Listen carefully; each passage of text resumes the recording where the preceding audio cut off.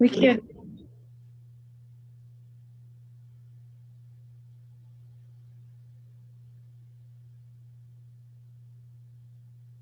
Nadine, you're muted. You have to unmute. Start over. Oh, I apologize to everyone. Hello right. and welcome. My name is Nadine Lefebvre.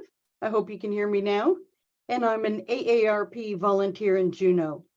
On behalf of AARP Alaska, I'd like to welcome you to the first in our 5-part spring gardening webinar series. Today, our guest speaker is Glenna Gannon from the Cooperative Extension Service. We are so excited for you to join us today.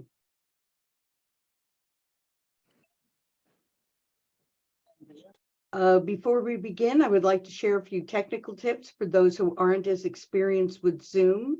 You have a mute, unmute feature. Your microphone should be on mute. You can tell it is on mute if it has a red line through it.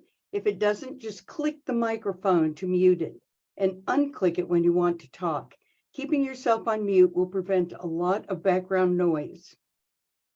Video. The next button is the video button where you can be on camera or turn your video off.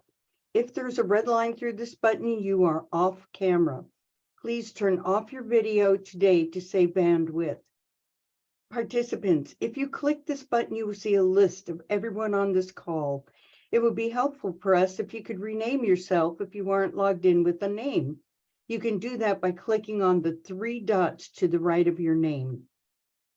Chat. We will be asking people to respond in chat. To use chat, click on the icon, type in the box, and hit enter when you are done. If you haven't already, type in the community you're joining from today. You can also ask your questions in chat and reactions. If you click on this icon, you will see that you can raise your hand. Use this if you would like to ask a question verbally. Note, we are recording this program and we'll send out the recording and all the links from the chat after the program. AARP is a nonprofit, nonpartisan membership organization for people over age 50. We have 38 million members nationally and 77,000 members in Alaska. AARP's mission is to empower people to choose how they live as they age. To optimize their power, we encourage people to save for retirement, stay healthy and fit, including brain health, build strong relationships, and have meaningful activity. AARP is working on aging issues for Alaskans over the age of 50. We do this through advocacy, working on national issues like Social Security, Medicare, and prescription drugs. At the state level, we are advocating for telehealth, a sustainable state budget, senior grant programs, and healthcare. Education on brain health, technology use, veteran services, gardening, fraud prevention, caregiving resources, and financial planning. Member engagement by hosting social groups, movies, guest lectures, exercise groups, and many more events. And for community action, we have local teams in Juneau, Ketchikan, Anchorage, and Mat-Su working to make their communities more age-friendly.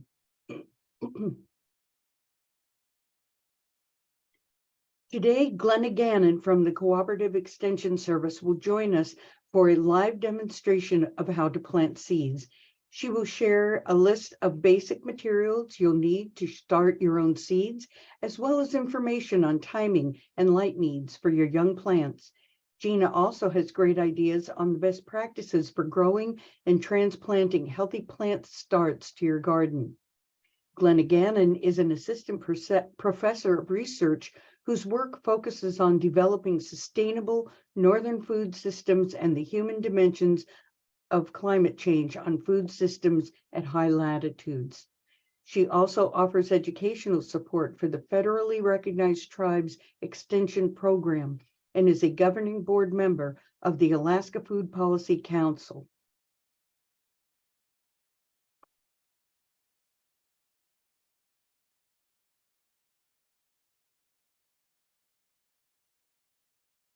Go ahead, Glenna. Patrick, if you can put her on focus.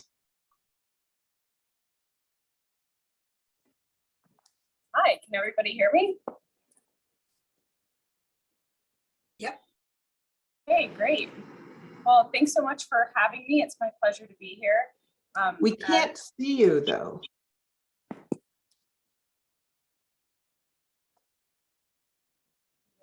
Camera on.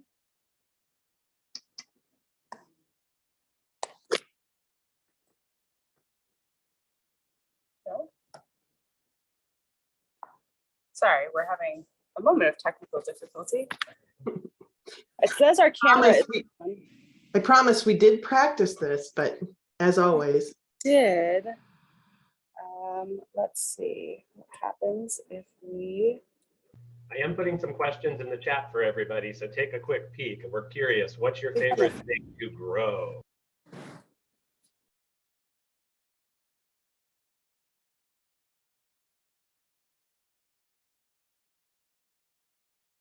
Let us know what you're looking forward to growing this gardening season.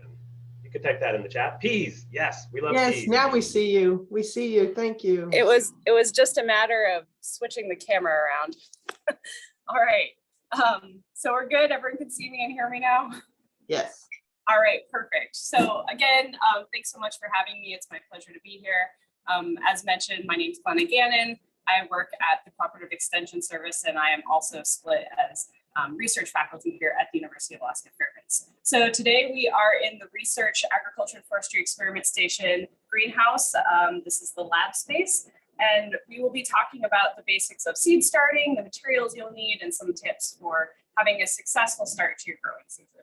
So before we get started, I just want to point out that your AARP friends should have sent you out a couple handouts that will be helpful for following along. These include the Cooperative Extension seed starting handout. These are publications that are freely available online if you didn't receive them. And here is the recommended varieties for interior Alaska. There are also recommended varieties for different locations in Alaska. South Central and Southeast each have their own publication. I also sent along just some of my own notes that I like to share when I'm doing extension workshops based on seed starting. So these are just some of my own notes, and you're welcome to follow along and make notes on that document if you'd like. And then I'll also be referring to a few other things, and I'll share those resources as we go along. So really what we're going to do today is just a broad overview again of the materials you'll need. And then we're mostly talking about starting seeds indoors. I will cover a little bit of the how-tos and the types of best practices for sowing seeds directly outdoors. And then if anyone has any questions, we'll have some time at the end to address those. So let's get started. The first thing that I like to talk about is the media. So what does that mean?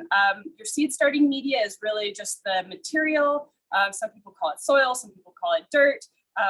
All of those are somewhat correct and somewhat inaccurate, but I'm just going to go over the basics of media with you today, and then talk about the things that you can do and alternatives that you can use if you are on a tight budget or you don't have access to those things in your community.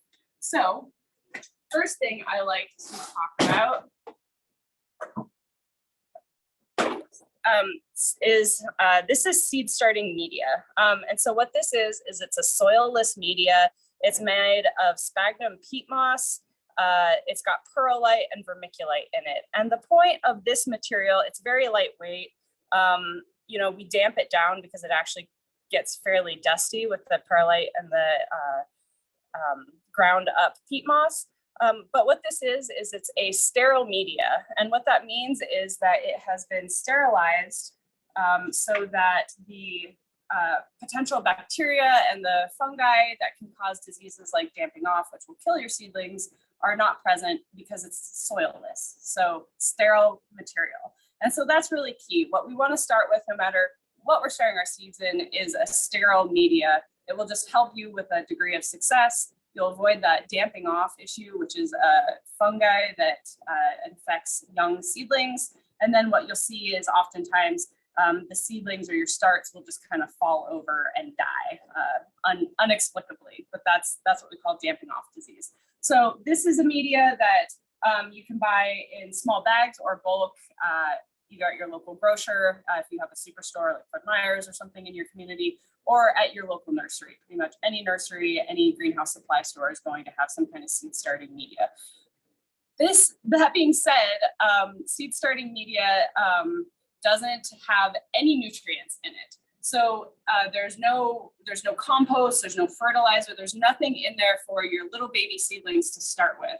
And so when we start seeds in this, we also want to be aware that at some point we're going to have to fertilize those seedlings, or we're going to have to up-pot them, which I'll get to in a few minutes. All right, so that's seed starting media.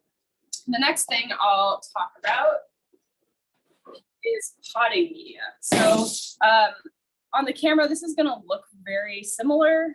It feels different. So again, this is soilless. This is called ProMix, and it is inoculated with mycorrhiza. Mycorrhiza is a fungi that helps plants' roots absorb the nutrients from within the soil and their surrounding environment. And we can talk more about that later, but that's sort of an in-depth topic. So this also has perlite, these little white specks in this. This is actually a volcanic rock, so highly porous, helps with airflow. It also has vermiculite, it's sphagnum peat moss. Some of these come with coconut coir, so basically the grated husks of coconut. And again, this is soilless. It does have a little bit of nutrient content in it. And just the overall particles of the media are larger. So you have more pore space and really good water holding capacity, as well as porosity. So room for airflow and to get air into those little baby rootlets, as well as soil moisture holding capacity. So either way, those are both sterile media, and they will both be successful for getting your plant started. Some other things I'll just quickly show you so you can see the difference here is the difference in a couple different kinds of compost. So here we have a compost made of wood chips and grass clippings and coffee grounds. And so here you can still see some of the wood, the wood that hasn't completely broken down, but this is pretty typical of a compost, is you'll see some larger particles in there along with these fines. So it almost looks like coffee grounds, even though this is finished compost. Worm castings is what this other compost type that I have here is. And you can kind of see the difference. So if I rub my fingers on this compost, you know, maybe a little bit sticks, but not a lot, versus if I rub this is almost, it's like melted chocolate almost.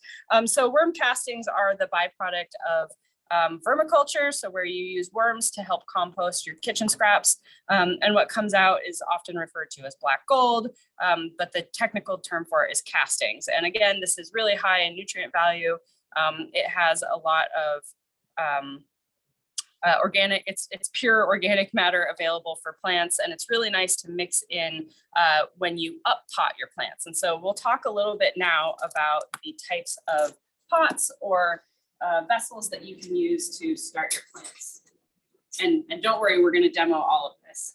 Oh, before I move on, I should say, if you have soil from your garden that you'd like to use, that's perfectly fine. You can also make your own soil seed starting mix by using peat moss that you might get from the hardware store.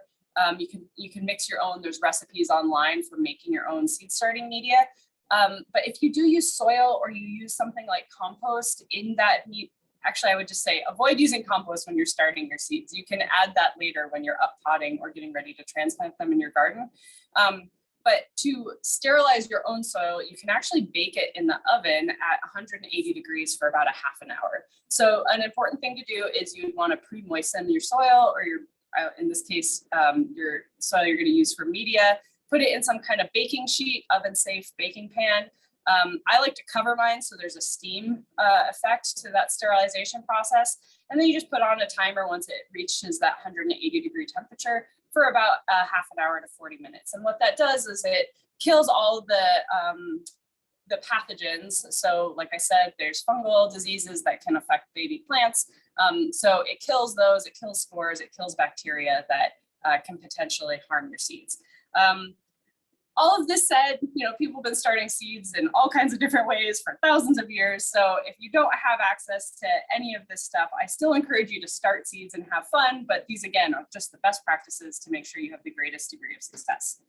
Okay, so we're going to talk a little bit about the types of things that you can start seeds in. Unfortunately, I don't have a lot of examples of all the alternatives you can use.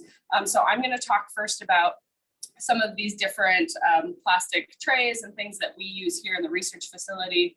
But if you don't have access to these, there certainly are alternatives and recycled materials you can use. So when we talk about seed starting, there's a few different ways to do it. You can do a mass start, which is what these two pots are, where basically we have filled one of these 4-inch containers with our seed starting media. So again, it's soilless, it's sterile.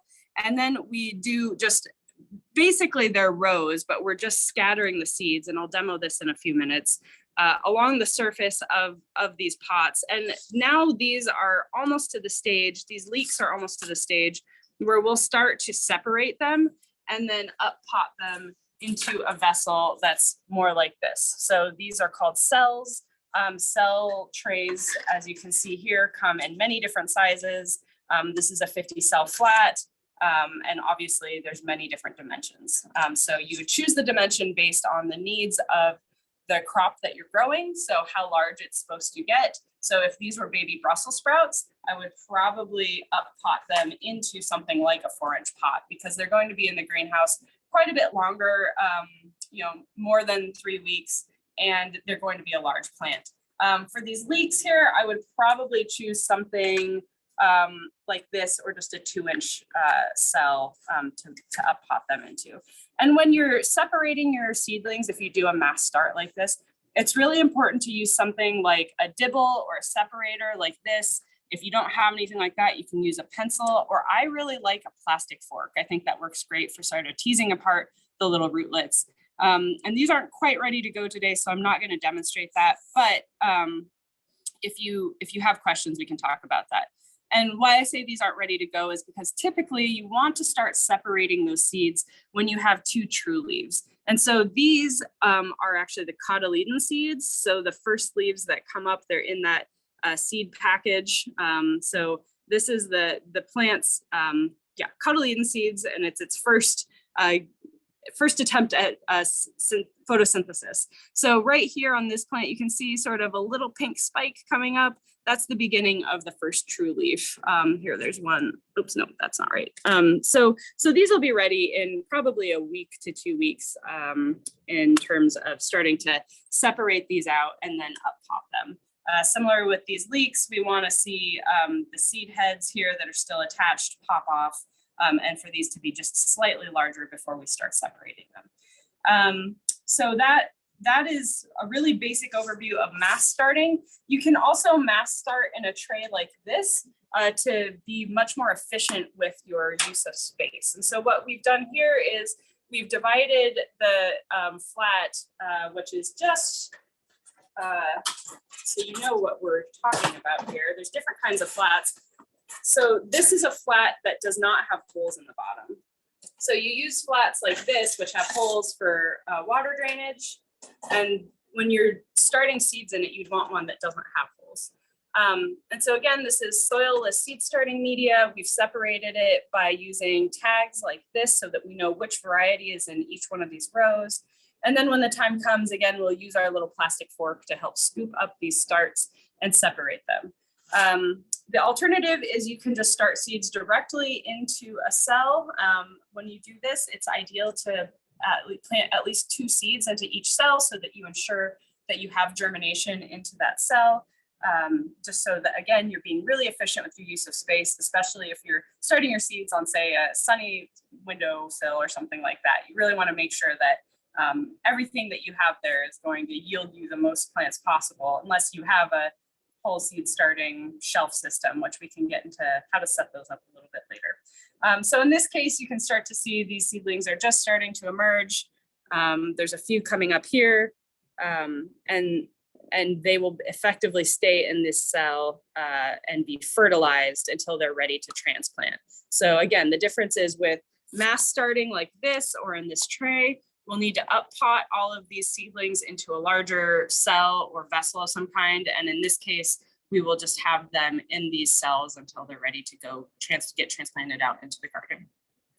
Okay, so a little bit more about when you are germinating your seeds.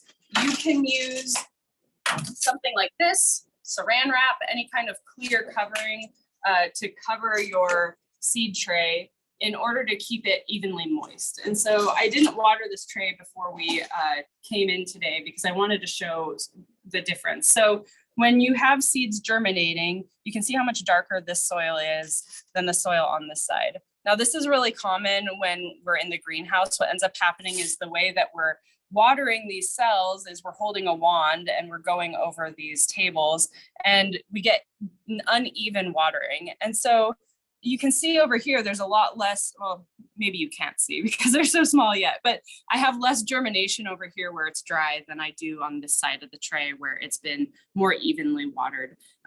Things are coming up both ways, but it's just important when you're watering or when you're starting your seeds, you want to keep things evenly moist, and then you'll want to pull off whatever your covering is, whether it be this newspaper or something to help keep that soil moisture on the surface of your cells.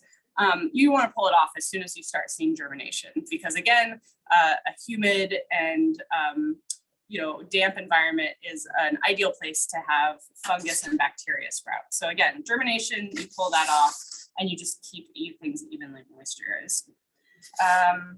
You can also bottom water your trays. If you have, again, a tray that doesn't have holes in it and you have something like this, which is cells, you could keep this cell flat in your tray that doesn't have holes. And let's pretend this is a watering can. You could fill that tray with your water and set this back down. And that media will actually absorb moisture from the bottom, again, helping ensure that your roots are growing down where we want them to grow into the lower parts of the cell.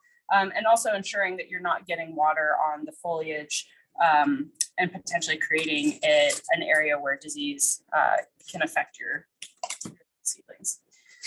Okay, so we've talked about our media, we've talked about our cells, some alternatives that you can use if you don't want to use plastic. Some people consider this single-use plastic. Even here at the research station, we do reuse as much of our plastic cells and containers as we can. We do that by washing them at the end of every season, and then we put them in a mild bleach solution for anywhere from 10 minutes to 30 minutes, and then we pull them out and let them air dry. And then that way they're ready to go. As you can see here, these are all pots that have been washed and are ready to reuse in future years. So you can really get a couple seasons out of those plastic vessels if you buy them and you take care of them. I know a lot of people squeeze the bottoms and crunch them up and then they break and they're not as reusable. They also don't last as long if you leave them outside. So again, we bring them inside, we wash them, and then we store them at the end of the season, and then can continue to reuse them. If you don't want to buy plastic, or you don't have plastic or maybe access, you can use a number of different recycled items in order to start seeds. One of them that's common is egg cartons. You just want something that's going to hold up for a few weeks while those seeds are germinating. When you do use something like egg cartons or a peat pot, or some people can make a newspaper, some people make newspaper pots by wrapping newspaper around a jar like this. They tuck, I don't think I have newspaper, otherwise I'd show you. But you can effectively, here, let's try and practice this. Say this is newspaper. You would wrap it around a jar like this, and you would tuck in your bottom like that. And with newspaper, you'd have quite a bit more. And then when you pull this off, you just smash it down like that, and you have a little ready to go pot. Again, with newspaper, you're gonna wrap it around that jar. It's gonna completely go around the circumference of the jar, 2 or 3 times, and stick together better than this little sheet of paper does. So that's another way to get a recyclable, basically 4-inch pot if you use something like this, but you can use any size jar.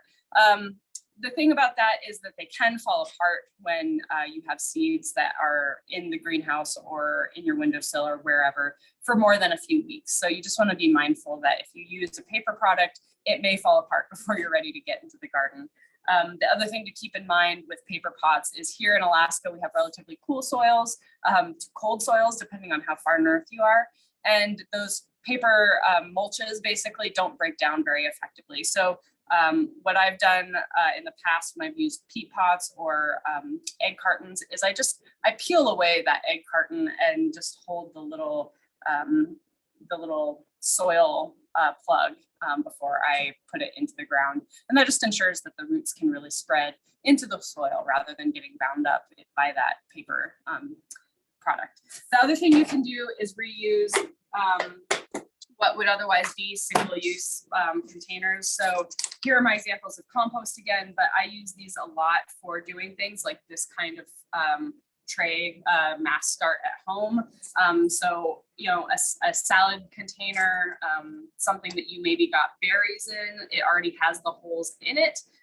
So you just want to be mindful to not water that without some kind of tray underneath it. But it works really well for making sure that you have adequate drainage, that you're not going to soak and have soggy seeds that then rot before they ever germinate. But things like this can be really effective to use as well if you're on a budget or don't have access to some of these materials. People have also used milk cartons that they poke holes in the bottom of. Again, you just want to ensure that you have good drainage and airflow whenever you're starting seeds. So I've mentioned moisture and drainage, and some people are like, oh gosh, I don't know, like I've never done this before, I don't know what that means. So one way I like to recommend that people ensure good seed germination is to, if they have their soil media like this, what I actually did before we started this class is I went and put some water in it. And so in this case, you would just dump some water in, you'd mix it around, and you'd mix it until when you squeeze your soil like consistently, it feels kind of like a damp sponge, one that you've wrung out entirely and you've set on the counter. And if you touch your hand to it, you can feel that it's moist, but it's not wet, it's not soggy, you can't get any drips out of it. So this, you know, I'm squeezing it, I don't have any drips of soil coming out, but to me, this does feel just like a damp kitchen sponge. And what that does is it helps ensure even moisture into your cells when your seed is trying to germinate, so that you don't have a rock, you know, or a bone dry bottom that the seed isn't going to germinate in. And it really helps ensure good seed to soil contact, which is important for germination. Okay, so we've talked a lot about starting seeds. I'm gonna in what media and what type. And so I'm going to do just a quick demo of how to start a couple seeds. And we will do that using, again, it's a soilless media. This is my potting media. In this case, it's sterile, so I'm not too worried about it. I like using it because there is just a little bit of nutrient value. And I did mention to, well, I'll get to that in a second. Okay, so when you're planting seeds, as many of you know, I'm sure there's lots of very experienced gardeners out there, but seeds come in all different shapes and sizes, and they have different timing requirements and different light requirements. So things like lettuce and celery actually require light to germinate. And so if you were planting those into one of these vessels, you'd want to scatter the seeds lightly on the surface, and then do something where you take either a little bit of this material or a little bit of the seed starting media, which, if you remember, I said is super fine. And you would just want to maybe scatter a little bit on top, just like that, so that actually some of the light can penetrate the soil surface and activate those seeds to germinate. So that's something to keep in mind. Whenever you order seeds, you can refer to the seed package. It will tell you the days to maturity, requirements for seed starting, space requirements, things like that, that will really, again, help you make determinations about how to start it, again, for the best success. With seeds, there's a few different practices that can, again, help ensure success. What I have going here, which I tried to do it in a glass jar, these are beans that I'm soaking. And the reason we soak things like beans and corn is these large seeds have really thick seed coats. Of course, I gave myself a jar that's hard to reach into. And so you can start to see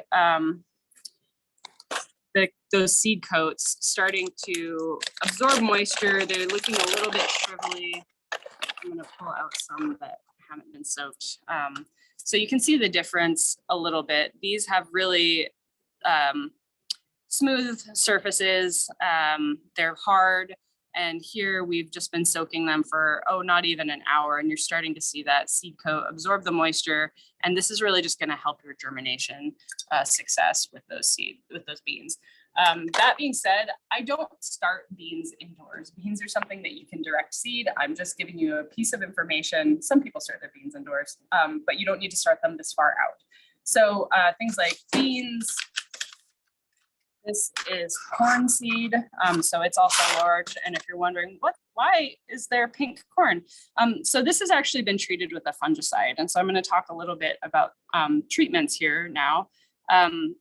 This is just to ensure that, again, these seedlings, when they emerge, they aren't affected by diseases that will cause damping off or anything like that. So this pink is a fungicide powder that has been applied to the seed before it was packaged for sale. So if I were to soak these, what would end up happening is the water they're soaked in would be hot pink, and that's okay. You don't lose everything that you need. You still want to soak these again for better success with your germination.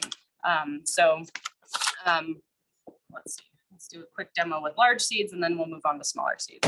So when you're planting larger seeds or any seeds of any kind, the general rule of thumb is that you want to plant the seed twice as deep as it is large. And in this case for beans, I use diameter. So the width of the bean, not the total length. But this means that I'm really trying to plant this seed about an inch deep. So with bean seeds, I usually shoot for the first knuckle of my finger, and I just poke it down like that until I'm about at that first knuckle. I pull it out, and then I kind of, cover the top of it. And then this is when I would water the seed to ensure that I have good germination. And beans and any other larger seed, you're going to want to space further apart. So you could do bean seeds planted every 1 to 2 inches apart, and that will ensure that you have pretty good coverage, but not be too crowded. All right, so that is beans. Let's move on to a different kind of treatment, which is called pelletized. So these are pelletized carrot seeds. You see pelletization as a way to ensure that teeny tiny seeds are visible, and you have better germination because there is some protective content in that pellet as well. So here are actually this is a large carrot variety. So this is Bolero. So these are what I would consider fairly large carrot seeds. Normally they can come even half the size or smaller. And then these are pelletized carrot seeds. And what I like about pelletized is you can really ensure that you see your seeds when you're planting them. Some people use something like seed tape when they are planting carrot seeds. I personally don't like that. Again, the tape doesn't always break down in our cold soils, but let me just show you the difference, what I'm talking about. Okay, so there's some carrot seeds. And there's some pelletized ones. So if you're planting a large garden and you're trying to go along and making sure that you're getting your seeds every, 1/4 to 1/2 inch apart, it's a lot easier to actually physically grab these seeds, but B, see where they've gone in, versus with, these carrot seeds, I'm standing right above them and I can hardly see the difference between those and the seed starting media. So that's just something to keep in mind. Pelletized seed always costs a little bit more, but it's really a matter of preference. So those are 2 different options and a few different treatments that you might see when you're ordering seeds. So that being said, I'm just pulling out some of my carrot seeds here. Because again, carrots are not something that you would start indoors. Carrots don't like being transplanted. So I'm just giving you examples of seed that I have on hand to show you some of the difference in what you might encounter when you're going through your seed catalog and then go, what does pelletized mean? Or what does fungicide application or treatment mean? So those are just what I wanted to demonstrate here. But this time of year, everyone's going, all right, it's time to start starting seeds, but what do I start? Well, there are a few different resources that you can use that will really help you decide when it's time to start seeds. And of course, I smushed it up, so it's not a beautiful version now, but the Newsminer prints a flower and vegetable seed starting schedule every year. So this is the one from last year, and it just gives you by approximate week what you would be looking to start. The Cooperative Extension seed starting and transplanting sheet that was shared with you also has some tables with some really just basic dates for some of the things that you would maybe be interested in starting indoors. I also really like, there's an online tool from Johnny's. So this seed company, Johnny's Select Seeds, has a really nice seed growing or seed starting calendar. And so what you can do is you plug in your last day of frost to that calendar, and then it generates a list of when you would start seeds indoors for different crops. So that's a really nice one. Again, you should just be able to Google seed starting calendar, Johnny's Seeds, or go to Johnny's Seeds and probably look it up in their search function. So those are some really nice tools for giving you a sense of what to start, what time of year, and how many weeks out from, again, that last day that we can expect frost. So that is, of course, different throughout the state of Alaska, and it's definitely dependent on your microclimate. So whether or not you're in a low valley or up at higher elevation, south facing slope versus north facing, things like that will really determine when you can expect to have your true last frost, or your first frost free day or last day of hard frost. Okay, so let's just, because we are at about the time when we would start Brussels sprouts, I'm going to just quickly demo one of these mass start, even though you probably have a pretty good idea. So again, I'm in a 4-inch pot. There may or may not be a carrot seed in here for my little demo, but I'm not too worried about that. So again, Brussels sprouts, they're pretty small seeds. They're dark. They're going to be hard to see. And so I might not get it perfect, but what I'm shooting for is approximately little rows of 4 to 5 seeds in each row. And so I'm just dropping them in as I go, focusing on getting them about a 1/2 inch to 1 inch apart.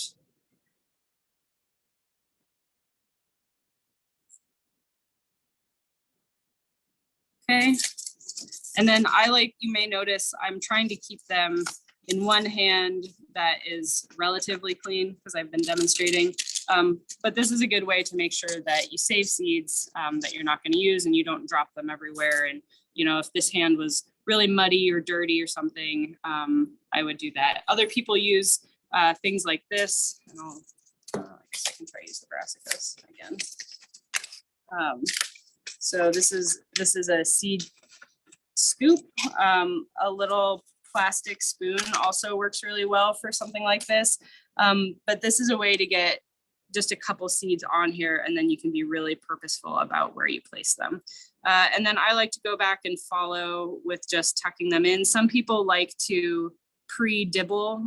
So a dibble is really just a slightly pointed stick of any kind. Again, you can use a pencil to do this. You can use a chopstick, is a really easy and ubiquitous tool. And I'm just shooting for poking these seeds into the soil about 1/8 of an inch or so. And again, sometimes I just do this and I shake my surface, or I will again come back with just a little bit of potting media or seed starting media and cover it like that. So once you've started, or once you've planted your seeds like that, you would want to come through and water them. Normally I wouldn't use a jar with water in it, but that's what I have on the table right now. And you want to thoroughly water the first time that you water your seeds to make sure that you have even moisture throughout your seed starting media, and really make sure that surface is well watered, is moist. Again, you're not going for soggy, but on your first watering, that's probably the time you want to be like the most thorough, and you can get things pretty well wet and not just damp. And then I am just doing the lightest tamp. I don't always do this. In fact, when I'm in the field, I never do this. But again, if you're looking for that good soil to seed contact, you would do that. And then something that's really important that we often overlook is labeling your seeds. When you have trays and trays of seeds, it is really hard to remember what the green 4-inch pot next to 3 other green 4-inch pots is. And if you're doing, say, a lot of brassicas, so you've got your cauliflower and your broccoli and your Brussels sprouts all together, you won't know the difference between most of those until they are starting to really show their structure as that plant. So until you start to see a cauliflower head crown forming or Brussels sprouts starting to form. So really important to label. Cheap at home option is something like a popsicle stick. You can, again, clean these by soaking them in bleach and reuse them year to year. I personally like using plastic like this because they're not porous, and I can reuse them year to year by cleaning them, soaking them in a little bleach. Especially for our purposes, we're restarting a lot of the same things every year. And in which case I like to use a wax pencil, and I can usually just smudge off the old date from when we started it and put on the new. But really this is just to mark, for the case of this, we started Augustus, Brussels sprouts, and now I will know what that is when I put it into the greenhouse with all of its other seedling friends in 4-inch pots. So that is the basics of indoor seed starting. A few things that I haven't talked about yet that people often ask about is lights. Light in period is really important when you're starting seeds indoors. Some people have pretty good luck with their south-facing windows. Other people not so much. You do want to have bright natural light when available, but it's also a really good idea if you have some kind of either fluorescent, you want some kind of artificial light to help those seedlings. And when you have those lights, you're going to want them really close to your seed trays.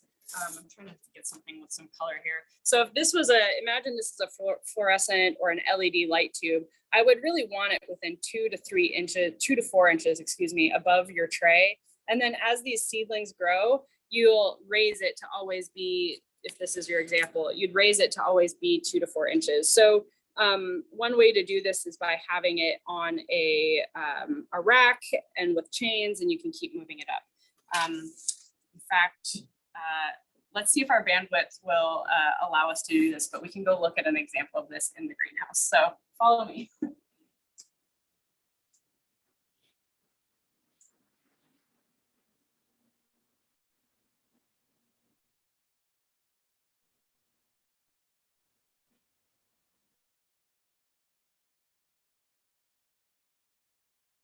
I say a rack. So this is just one of the baker racks that you might get at Costco or somewhere. Something where you can either strap your LED light bars, or a lot of people use chain links, and then they hang this light system, and then they're able to move it up progressively as their plants get larger. So this is what I mean by a rack system and having some kind of artificial light that will really help those plants grow healthy. This just keeps them, this ensures that you don't have long leggy plants that are reaching really high for the sun outside, and then eventually maybe falling over because they don't have that consistent light. Another thing that you can do when you're starting seeds is have a little bit of fan, a little bit of air circulation by having something like a fan nearby. And I don't mean like a box fan blowing on your seeds, something like a small computer fan, or if you have a fan in the room that you can put just to create a little bit of movement on those plants before they go outside. It will really help them generate a strong stem and ensure that they have good structure before they're out into the wild. So let's go back into the headlines now. Thank you. And enjoy the wonders of the university greenhouse. Get everyone excited for spring.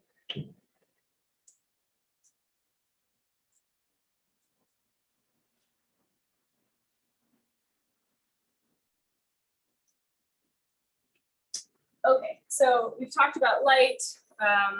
If you don't have the budget for a light system, again, I would really encourage a south-facing window as the best alternative, but know that your seedlings could get leggy, and that may or may not affect them when you put them outside. The other thing to take into consideration is fertilization. So we talked about how these are sterile, and they are nutrient-less soils, or excuse me, they're not soil, they're media. And so that means that you'll want to have some kind of fertilization to ensure that you have healthy growth once you start to get to that true leaf stage. So these all haven't been fertilized yet because they're still either in the cotyledon leaf stage or shoots. But once you start to see true leaves, that's when we start using a diluted fertilization solution. And so you never want to do a full strength fertilizer application onto seedlings or young plants that will burn them. And oftentimes you want to look for a high phosphorus fertilizer. So that's the middle number when you're looking at the numbers on a fertilizer package. So that represents NPK, nitrogen, phosphorus, potassium. And so high phosphorus really helps with young seedling growth. But again, you want to dilute that to about a quarter strength versus what the package recommends. And that will really help ensure that you have healthy seedlings. So that's in a nutshell, starting seedlings indoors. When you go to move them outdoors, hardening off is a really important thing to keep in mind. You want to make sure that you progressively take them outdoors for longer and longer periods for about a week. So that means I might take my seedlings, set them outside, ideally on a cloudy, not so windy day. Direct sunlight and wind will really stress your plants out and you can set you back. So choose a day that's slightly overcast, above 42, 45 degrees. Put your plants out for an hour, bring them in for night. The next day, put them out for 2 hours, bring them in at night, then 3 hours, and then you can move up to maybe 5 or 6 hours. And so you do this progressively for about a week. Some people choose to do it for 2 weeks. That never happens here at the farm. And I personally don't do that because, you know, as many of you will have experienced, when the weather gets nice, it's time to go. It's time to plant. So hardening off is an important thing to keep in mind. If you're applying fertilizer into your garden or your field before you are planting your seedlings or your transplants, excuse me, it's a good idea to band your fertilizer or plant it either just to, if this is my row where I'm going to plant the seedlings, I would put that fertilizer just to the side, or I would bury it deeper than where my cell plugs are going to go so that those roots can grow into that fertilizer, but you're not going to get fertilizer shock or burn on your seedlings when you put them into the soil. And I think that is about it. I'm running out of time here, so let's open it up for a few questions if anyone has them. So Glenna, we do have a question. Yeah. What can you do if your plants get spindly and fall over? Yeah, good question. There's not a lot to do at that point other than if they are getting spindly, if they are getting leggy, you can use something like a popsicle stick, a chopstick again, and you can put it in there and help prop them up. That's really the only thing you can do, and then hope that they will eventually do better when you plant them out in the garden.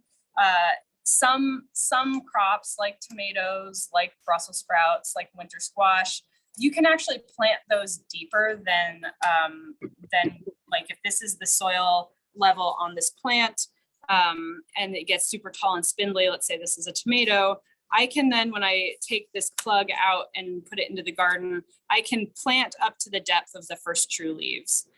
So that can be one way if like your plants that are spindly or tomatoes to address that issue. But once they fall over, there's not a lot to do other than to prop them up. You can't really reverse that issue. Okay. Not great, but I hope that helps. Next question is, would organic fertilizers such as Neptune's Harvest also need to be diluted? Yes. Okay. Probably not as much as a synthetic, but all fertilizers need to be diluted when you first start applying them. So I would say with an organic, you could shoot for diluting by half, and certainly go for quarter strength or so if you're using a synthetic fertilizer. And how can wood ash be used for growing? Good question. Wood ash is high in potassium. And so what you can do with wood ash is you can do a broadcast if you have a garden or raised beds in the spring, and actually it'll help melt the snow that's on your bed. So you can actually expose that soil and get it warming faster. And so that's one of my favorite applications of wood ash is you use it, you don't use it as a direct soil application. You do a snow surface broadcast and then you get some of that wood ash into the soil, but it's helping melt your beds and your garden space a little bit faster. The thing you do want to be careful about with wood ash is it can be high in sodium, and so you can build up your insoluble salt in soil if you apply too much of it. I also would say wood ash can be used in your compost, and then it gets mixed in and broken down. But again, lots and lots of wood ash is something you don't want to use directly in your garden. And there's resources online if you want to do some more a deep dive into that. A follow-up on wood ash is, does it matter what kind of wood ash? Not as far as I know. Glenna, your answers are fabulous to these questions, and we're so thrilled to have you. One quick question, are there different varieties of Brussels sprouts that maybe moose don't like as much? Not in my experience. I have been doing the variety trials for about 6-7 years now, and we've done quite a few years fenceless, and every year the moose come through and they might sample some of the carrot tops and some of the beet tops, and I know which varieties the moose like of those, but the brassicas, they love them. And so if you can grow those somewhere where they are maybe more sort of surrounded by something that moose don't like, where they might not find them, or spread throughout the garden, if you're willing to take the risk of the moose maybe trampling and sampling other things in your garden, that's one way to achieve it. But otherwise, if you have an unfenced garden and you have Brussels sprouts or cauliflower, another way is to build a cage around it. If you don't have the money or the space for an entire fence, you could use some pest netting or mesh. Like you could just get at Home Depot one of those like 4-foot rolls, and you can just create a little pest cage or moose cage around your Brussels sprouts if you're determined to grow them, but the moose are determined to eat them. Also, so another question is lights. Does it matter what kind of light? Does it have to, can you use LED? Does it have to be an LED grow light? Can it just be a fluorescent light? Yeah, LED is now the sort of the standard in terms of grow lights, and they do make ones that have specific wavelengths for growing, for indoor growing, and some you can even get so specific based on crop. So different light wavelengths actually help crop growth, and different crops have different needs, right? And so you can order specialized LED lights depending on the crop. You can get a generalized indoor growing LED like we saw in the greenhouse just a few minutes ago. And then the next best alternative, which people have used for a long time, is a fluorescent tube light. So you want full spectrum light is really the key message. Okay. Are heat mats necessary, Glenna? They're not necessary, but it does depend on what you're growing. So in the past, when we have trialed different warm loving crops, so things like melons, peppers, we have used heat mats to help keep that germination temperature around 70 plus degrees. There's many things, like all of our brassicas are cool crops. So that'd be like our cauliflower, our broccoli, our brassicas, they actually like it cooler, more in that 50 to 55 degree range. But we can use a heat, so you wouldn't want to use a heat mat for some of those things, but you can use a heat mat if you're trying to grow tomatoes, peppers, squash, things like that. I've found I haven't needed it for the squash winter or summer when we're starting here in the greenhouse. But again, as you saw, we have a very high-tech greenhouse that is got really good controlled environment settings. So you don't need to, unless I would say your house is fairly cold. So if you keep your house at 60 degrees, say, you may want to use a heat mat just to ensure that you have good germination. And that being said, the cooler it is, typically the longer germination takes. Awesome, Glenna. There's another question about soil. Do you have a recommendation for an organic fertilizer? An organic fertilizer. We're really not supposed to make endorsements. I would say look for a good all-purpose organic fertilizer. When you're doing seeds, the most important thing is to look for a water soluble. So you wouldn't want a pelletized or a granule fertilizer when you're starting your seeds. You would be looking for something that is water soluble. And there are some nice fish-based products that come out of Alaska and elsewhere. So you could look for that. And then, yeah, I would just say, do your research. All right, well, we're gonna close out here. We have a little bit of more information for folks. Patrick, do you want to start the poll? And go ahead, Nadine. Okay, well, thank you for participating in today's program. We hope you found this session helpful. Please let us know how you like this program by completing the poll on the screen. If you have any ideas for upcoming webinars, please put them in the chat. Did I learn something? Yes. Great, great, excellent. And so that's a pretty simple poll. Thank you. You can find all of our events at www.aarp.org/AK. If you're interested in registering for any of the upcoming spring gardening webinars, go to www.aarp.org/AK and click on the story titled Spring Gardening Series. That will take you to a web page that has links to register for the upcoming webinars. They all look good. Glenna, you're getting some nice appreciation in the chat. Really appreciated having your presentation today. So thank you to Glenna for sharing her knowledge with us today. And thank you for joining us for this webinar series. We will be hosting a webinar series each quarter. We're planning on series on veterans resources, financial planning, technology, and a workout series during the winter months. To find out more about the upcoming events, check out our webpage at www.aarp.org/AK. All right. Thank you. Happy Thank you, planting. everyone. Thank you. It was a pleasure. Have a good spring, everyone.